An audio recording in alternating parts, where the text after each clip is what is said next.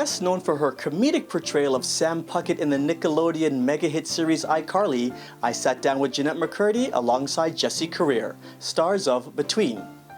The Netflix Rogers Media collaboration is back for season 2 and tells the story of a small town where people over the age of 21 are dying of a mysterious illness.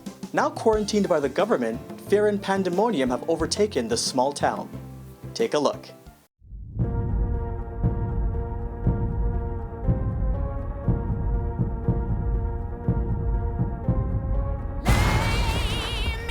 We're looking for 2 people who may have escaped Pretty Lake. Shut up!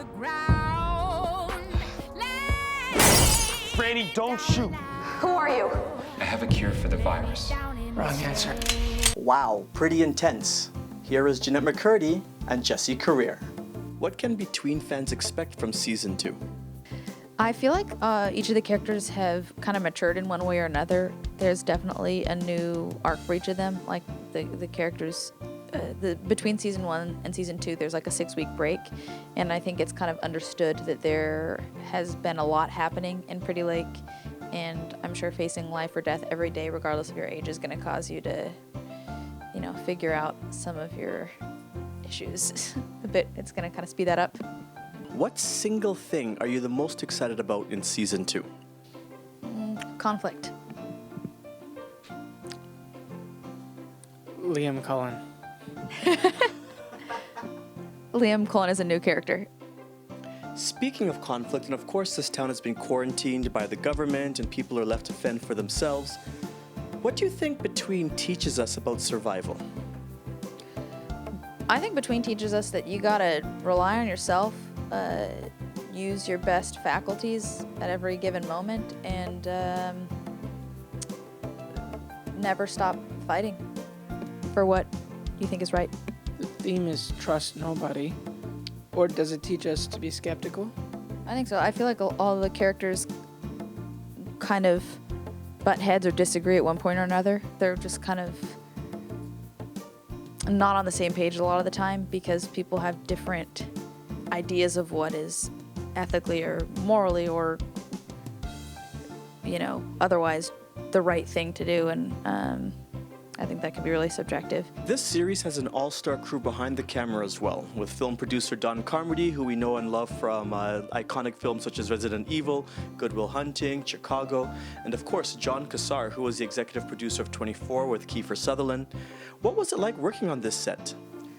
John Cassar actually directed our very first 2 episodes from our first season, but he was really great. I loved kind of talking to him and getting some sage words of advice, and he recently tweeted me, so hello, John. And then, yeah, Don Carmody's wonderful, David Cormican, who also produces, Michael McGowan show runs, and then Rick Boda directed a few episodes, and all of them have been really warm and, I guess, helpful, and given a lot of kind of input. Of all the actors and actresses with whom you've never worked with, who would you like to work with the most and why? For anybody, you know, when you play the, like, what's your favorite movie game, or like, what, you know, what's your favorite actor game, they're very, like, seasonal. They change over time. Like, we're currently watching Curb Your Enthusiasm, so, like, the first thing that comes to mind is, you know, like, someone like Larry David or Richard Lewis, who is on the show, and I'm finding very entertaining, and I want to watch his stand-up and stuff now. But, like, I wouldn't have given you that answer a month ago. I would have given you someone way different. So I don't know. I don't have, like, a one constant, like, that's my idol. I've always wanted to do, like, a voice in a Pixar movie, or work with, I guess, John Lasseter in some capacity, or, like, Steven Spielberg, because I like sci-fi stuff. Speaking of voice acting, I read that you voiced a character on Robot Chicken. Oh, I did not hear that. That's what I heard. I don't know. Oh, wait, I did do that. I did. I totally forgot. I love Robot Chicken. What was the experience like? That was awesome.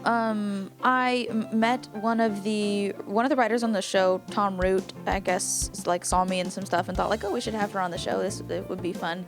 So then he actually walked me through their whole,